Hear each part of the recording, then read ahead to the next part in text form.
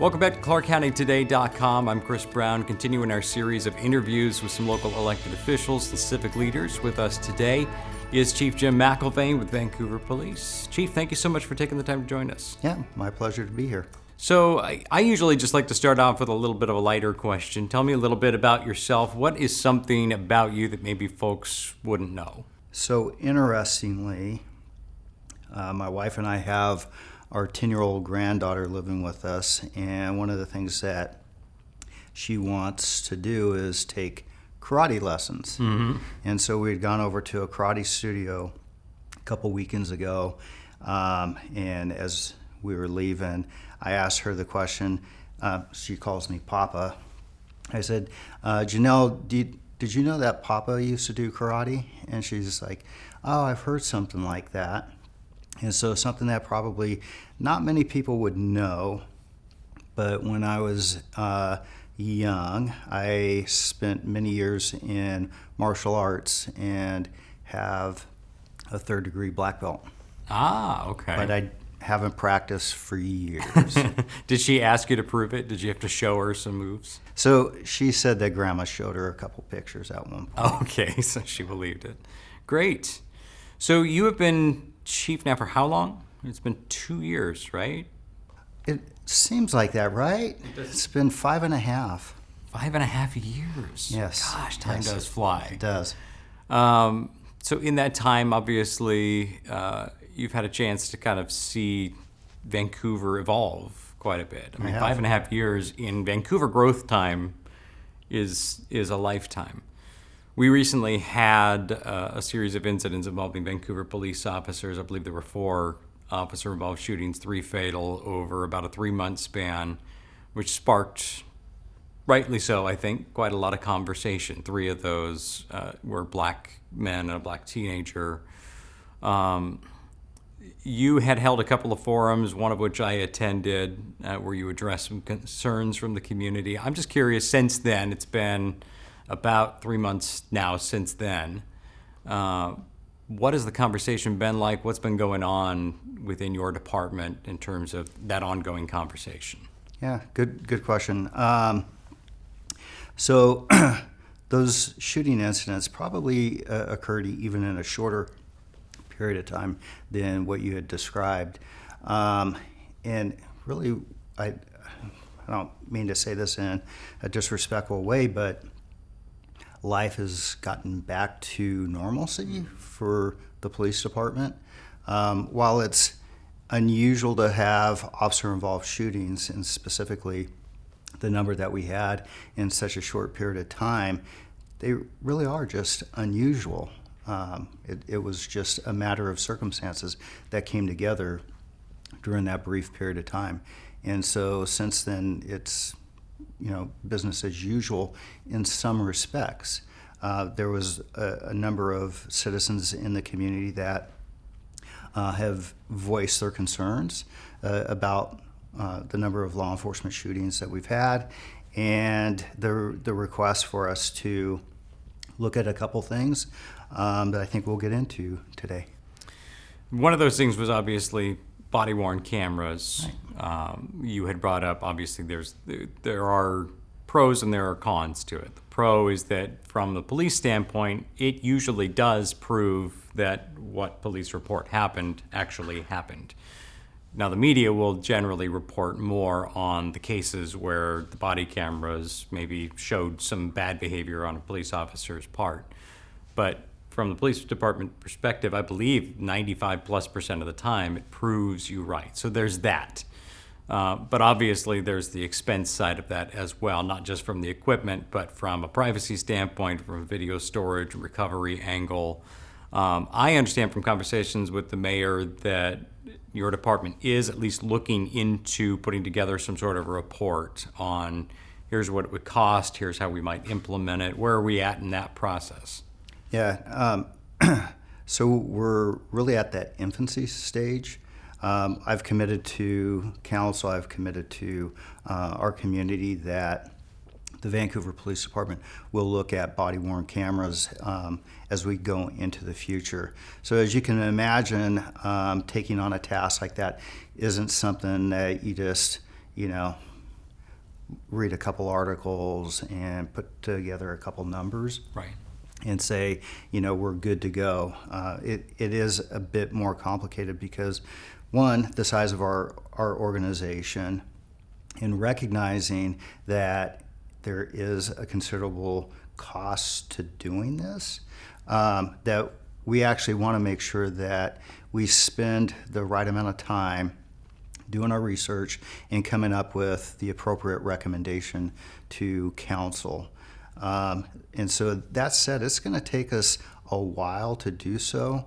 In conversation with the city manager, he and I have talked about this, that our timing will most likely be in line with the next biennium budget request, so that while it's not immediate, it will be well thought through.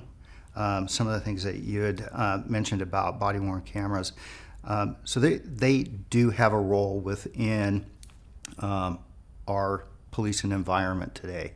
The technology is better than it has been in the past. But one of the things that we want to be very diligent about is that if we go with body-worn cameras, we're also looking at the potential of using in-car video as well. The body-worn camera captures some things. There are limitations to it. And in our short review so far, many agencies that are going to a body-worn camera platform are also complementing that with the in-car video. So that would be an additional expense moving forward.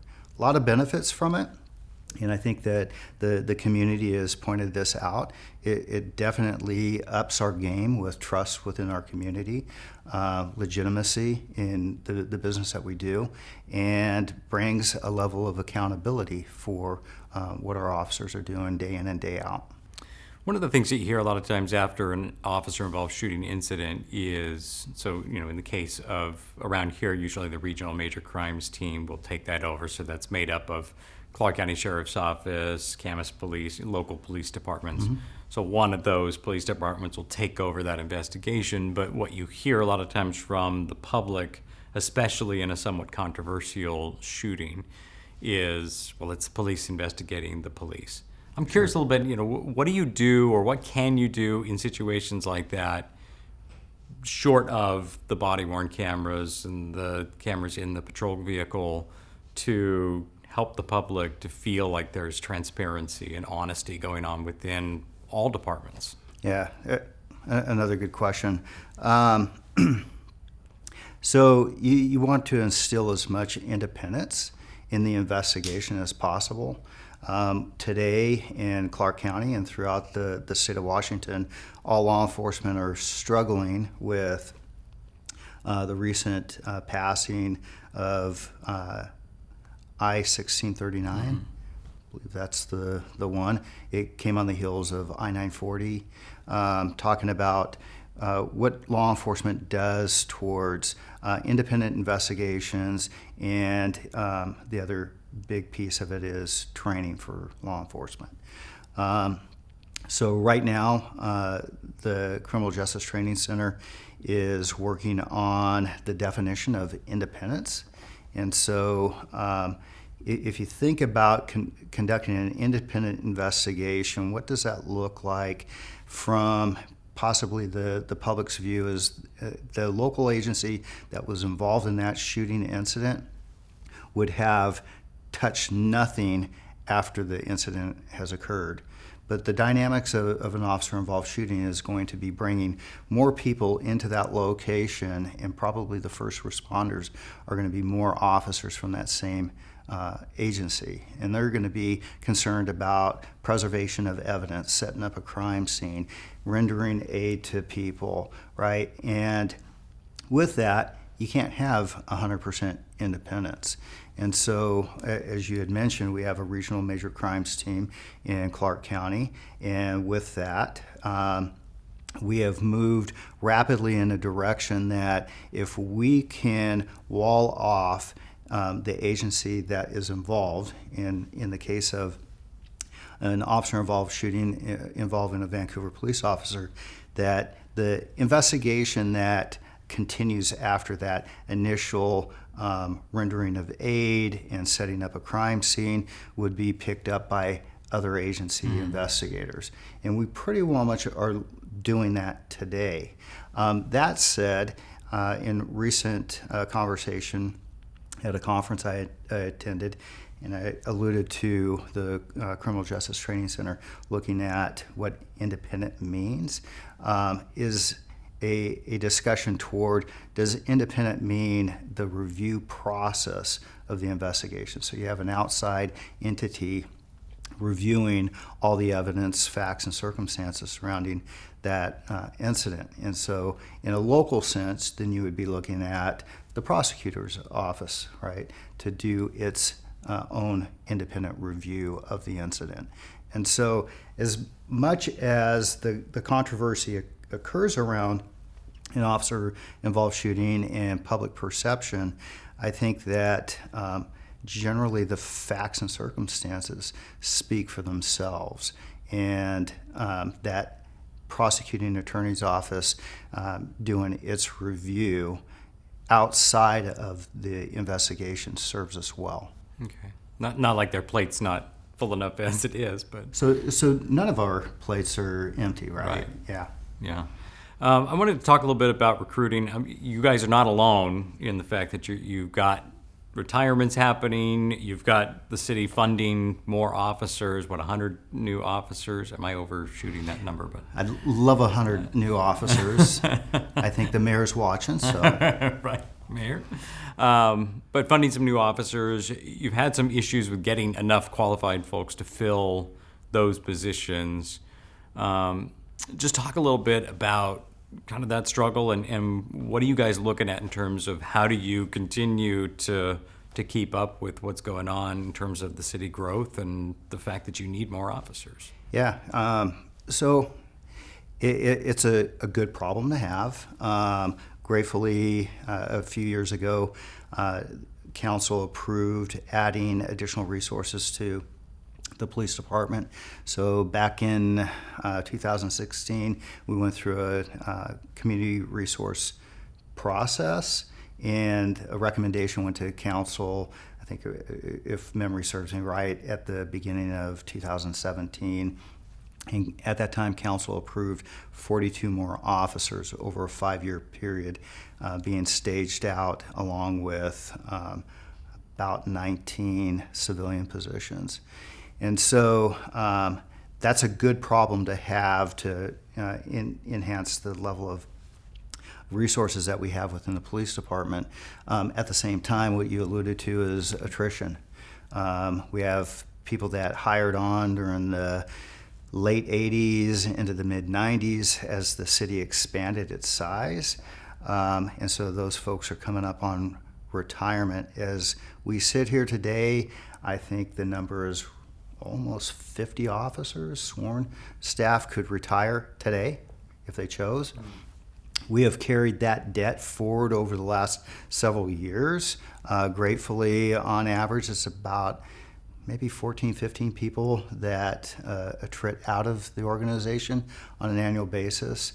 And we continue to hire about 20 more officers each year. So we have this moving wave where we're losing officers that have worked very diligently for the organization for several years, and we're adding additional positions. And so it's trying to play catch up with that. But if you go back to 1990, we were authorized 190 positions. We were running at that time maybe 184, 185. Today we're authorized 227 officers, and we have 212 on staff. And so we are making progress along the way.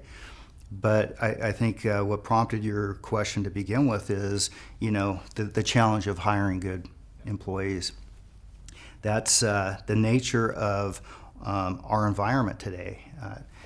Going back to the conversation about officer-involved shootings and the conversation within the community and what you've seen across the United States over the last several years with the community and the media's attention to law enforcement, we're in an environment today that people have a lot of choices. The job market's pretty good. And so when people have an opportunity to look at what career path they're going to take, perhaps going into law enforcement might not be at the top of that list. So it continues to be a challenge.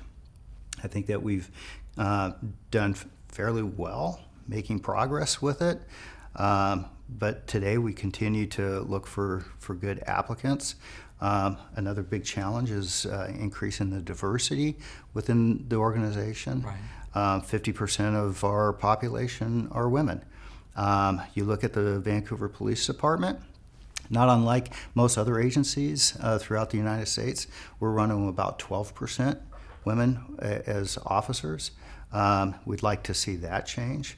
The diversity to more appropriately match our city. We're hoping to do it as well when it comes to the various races and ethnicities. It's just it is a struggle. It's not the go-to career path for a lot of people. I can tell you based on experience, there's a lot of folks that will start down the path of looking at law enforcement as a career, and they get discouraged by their families because their families don't want to see them enter into that environment where they're being judged on a regular basis by the community, by the media, and then just the inherent dangers of law enforcement. So it has to be somewhat of a calling, I think. It has to be something that you really feel strongly about for folks to do it, unlike welding or being an attorney or, just chasing the money. I want to ask you really quickly, it's kind of connected to that, but we've been doing a series of stories about some of the homeless issues going on. It's reflective, I think, of sort of that greater community issue. The most recent homeless point in time count done by Council for the Homeless showed a 31% increase in unsheltered homeless in Clark County. Tracks with what they're seeing in Portland, tracks with what they're seeing in Seattle, the housing crisis and all of that, the opioid crisis, the drug addiction crisis, folks falling into that pattern. But it presents sort of a unique situation and a unique problem for local police departments. There's been a lot of coverage about the fact that there's a lot of mental illness going on. There's a lot of drug addiction. And you guys kind of end up being the front line for responding to that. I know Vancouver's been very proactive in trying to, and now the state is putting more money into drug treatment and addiction programs. Just talk a little bit about kind of how you guys are dealing with that. How do you deal with sort of being the front line at that, and what sort of resources are either online or coming online for you guys to kind of get people help and sort of try and get them out of that cycle? Yeah. I don't know that you could have picked a deeper involved question. Let's finish it up with it. Yeah. Yeah, so addressing homelessness, particularly in our community, unfortunately, it appears at times that law enforcement becomes that first and last resort to whatever's occurring socially, right? That because we provide a service around the clock, no matter what day of the week it is, when there's a problem that's occurring out on the street, people call 911, and there's an expectation that law enforcement responds and solves that problem. The problem that we have are our tools are pretty limited when it comes to addressing such a large social issue such as homelessness. I've shared this many times before. So law enforcement does not provide jobs, does not provide housing, does not provide services to address someone's drug addiction or mental health issues. Those fall within other social services. And unfortunately, those services don't exist to the level that the problem is occurring in our community. And so we get called out because somebody's having a really bad day, a bad moment, or is infringing on the rights of others to be, free in what they are doing in the community. And so we get called in with an expectation that we're going to solve that problem. And really, the resources that we have to bring to the table are very limited, right? If it's a law violation, maybe we can take enforcement action. But we also recognize from a compassionate perspective, which goes back to your comment a moment ago about what brings people into law enforcement. They have a calling for it. So most people don't come into law enforcement just to simply arrest people, right? We want to bring about enhancing the livability of our community. We want to ensure that people are safe. And that includes people that are finding themselves in homelessness, right? So when we get called to those scenes, we have very limited resources to address it. And we understand in law enforcement, more so today than probably 30 some years ago when I started in this profession, that we're not going to arrest our way out of it. There's not enough jail space, nor does the law allow us to incarcerate people, forever, because they're homeless and they've been found, violating the city code, or, they've urinated in public, or they've thrown their trash out in the park. We're not going to end up jailing people as a solution. And so we give a lot of discretion to our officers to try and approach those situations with the desire of stopping the behavior that's going on right now, but hopefully trying to move them into situations that they can get the resources that they need, which comes back to what I shared a moment ago, that those resources really just don't exist to the level that we need them to. It's such a complex dynamic that's occurring that I can't think of a community in the United States that's not somehow having to address this. Now, some communities have it at a greater depth than we do.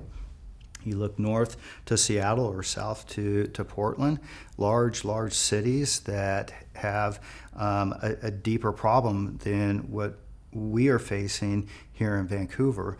But there's no community that's not addressing this. And the frustration that I hear from the community, and recently attended some community meetings to talk about this specifically, I impress back to them that what is the solution? Because it's easy to say, well, government needs to do something about it. Law enforcement, you just need to enforce the law. That would solve the problem. But we've tried those things, and it doesn't solve the problem, nor does it really get to the fact that these are human beings, right? Every one of those people are somebody's child. And we forget about that. We make it a faceless situation, and whatever they're doing at the time that is causing us a bit of frustration, we forget about the fact that they're human beings that are in a circumstance that I would suggest that none of us would want to find ourselves.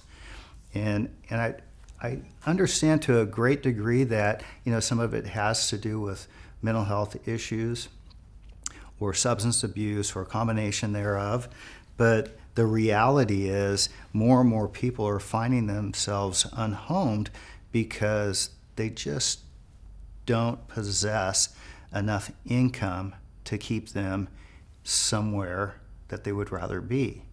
And it's a super sad circumstance. What it costs today for somebody to afford housing. And my wife and I had recently talked about this, that I remember, being in my early 20s and what it would cost, right, to pay rent.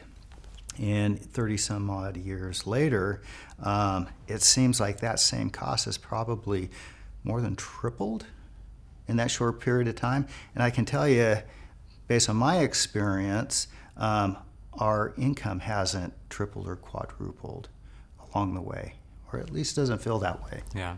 I think in talking with Council for the Homeless, they put the number at $500 more a month on average in the city of Vancouver for rent in the past 2 years, I believe the number was, which, I mean, show me the person who's seen a $500 a month increase in their income in the past 2 years. Exactly. So I understand what people are saying. I understand it's a complicated situation. It's, I think, from the research that I've been doing, you've always had the chronically homeless, right? You've always had the people who are dealing with drug addictions, dealing with mental health issues, dealing with just problems with authority, bad upbringing that has left them struggling to find and maintain a job because they can't deal with authority figures well. Or people who just don't want the responsibility. I've talked to quite a few of those. I think that we're seeing that situation now with the housing situation piled on top of it, and the cycle that happens with that. When I talked to the mayor, she made the comment that if you lose your job or you lose your house and now you're living on the street and you're struggling to find another job, you're now much more vulnerable and at risk of picking up the bottle or starting some sort of drug addiction, especially given how easily accessible that stuff is on the street. So we could probably spend the next hour talking about that. I wanted to wrap up here, just talk a little bit more, give you an opportunity to talk about anything else going on in Vancouver Police Department that you're excited about, any initiatives you have, stuff that you're working on that you'd like folks to know about. Sure. So there's always things going on in the police department. We struggle with having adequate space to train all the new employees that were coming in to the organization. We're trying to work through that. So in thinking about this portion of the interview, I was thinking, one of the things that get overlooked within our police department are our civilian staff and our volunteers. We've been very fortunate over the last few years to increase the number of civilian staff that we have working for the police department within our records division, but also we've had the fortunate circumstance to be able to put police service technicians into the patrol environment. We've had our police service technicians work our front counters for many, many years, taking phone reports or counter reports, but now we have them doing a tremendous job out in the community, and they're able to take some of those calls for service that would be better served by them than sending an officer that is sworn, armed, all that, and gives our officers an opportunity to spend their time addressing things that need their level of resource. And the other thing is our volunteers. We have the Neighbors on Watch program. It's been in place for 10, 11 years now. We run with about 150 volunteers that come from all throughout the city of Vancouver that improve our connection back to the community, but help us pick up some of the things that we otherwise wouldn't be able to address. Some of the things that they've been working on are the people that have out-of-state plates, but they're living in the city of Vancouver, which tends to be a problem with a number of folks that live here and have lived here for a long time. They help us with that program. I was recently looking at some statistics, and so far this year, right, so we're almost into halfway through the year, but they've already provided over 4,000 hours of community service through the police department, which is something that's extremely valuable. It's hard to put a number on that, but they do things that enhance our relationship back to the community that otherwise wouldn't occur, right? Because they're such a strong force within our department. That's great. Well, I've taken up enough of your time. Chief McElvain, Vancouver Police, thank you so much for taking some time to join us. Appreciate it. Yeah, my pleasure. Thank you.